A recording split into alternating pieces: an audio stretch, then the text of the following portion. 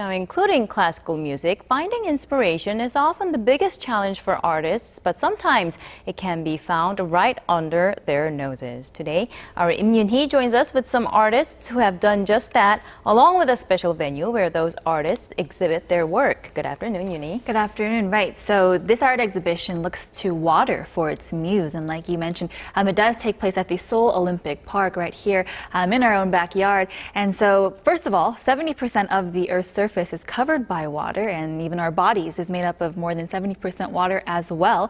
And so we all need water, including this exhibition. So take a look.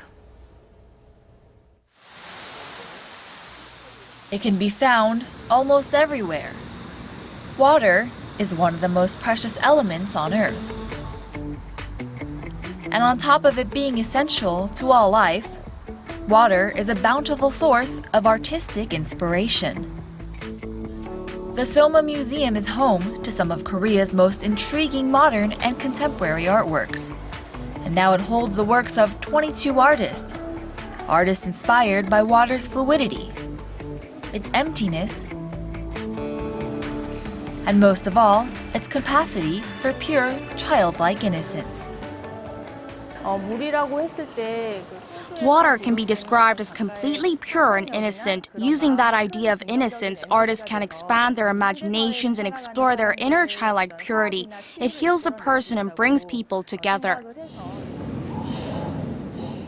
And that's exactly what artist Kang Eun-soo does. Titled Membranes, Kang creates an interactive experience that envelopes the audience together, lapping them in images of cool water.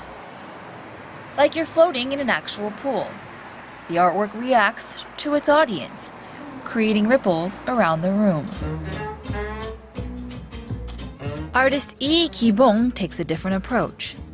Inside a large lit tank, a book eerily floats back and forth, its pages slowly fanned by the water. Other artists also show the adaptable properties of water and all that it can do, like capture and reflect light. The surface of water can hold an aspect of mystery, while still shining a delicate light. When I stand and look at the reflection of water or at an endless beach, I feel so inspired by nature and my soul is clear. So with this project, I combine the image of a boat with nature. I use stainless steel because it looks almost like a mirror and I can see my reflection as well as a reflection of light onto other surfaces. When the light hits the top, it rises back up beautifully like it does in nature, commanding a sense of respect. The possibilities of water are ever-flowing, and its use in our daily lives continues to grow. Though it's a source of artistic creativity at this museum, it's the lifeline that connects all beings together. It's a precious part of our lives, and it must be protected, so that there's always enough to enshroud us all.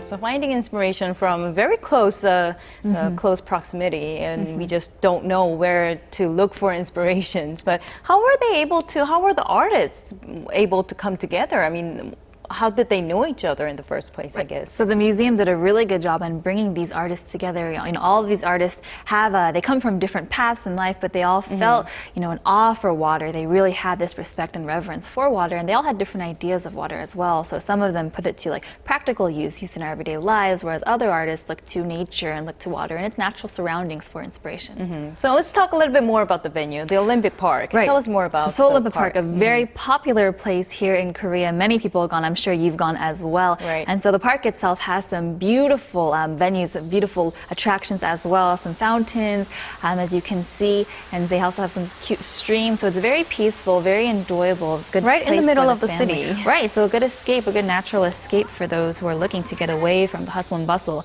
It's very child-friendly, as you can see. And yeah, I plus, can see that. Right, so they have a lot of structures. You're looking at some artwork that they actually put up. It's a sculpture park as well, and so it's a very popular sculpture park. And in my opinion, it's one of the best in the area, in the country actually, because it does really have a wide range of different sculptures and different artists, and some very, very well-known artists' works as well.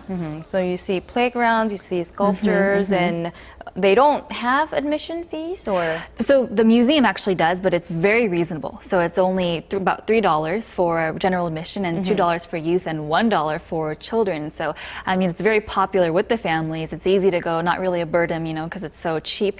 And so I actually saw many students there going together without any guardians, without any adults. And so the museum itself, SOMA wants to make it very accessible for everybody, and I think they did a great job with that. And so not only is it interesting and an excellent, exhibition to see, but also they made it very reasonable in terms of pricing, so kids can go there without really no money worrying. needed to enter the park. Right. Maybe it's a good idea for families to have an outing this weekend, Exactly. perhaps. So weather permitting, they can take a trip out there. The Seoul Olympic Park has many other venues. They have a lot of other showings and concerts there as well. And so if you want more information, you could always look online. In fact, this weekend, they're supposed to have 3 more concerts. So there's always something going on there. So you're going to want to check it out, maybe check the schedule ahead of time and see what's going on. All right. Thank you very much. A good outing plan or idea for the weekend. Perfect for the weekend. Thank you, Yoonhee. It was a pleasure.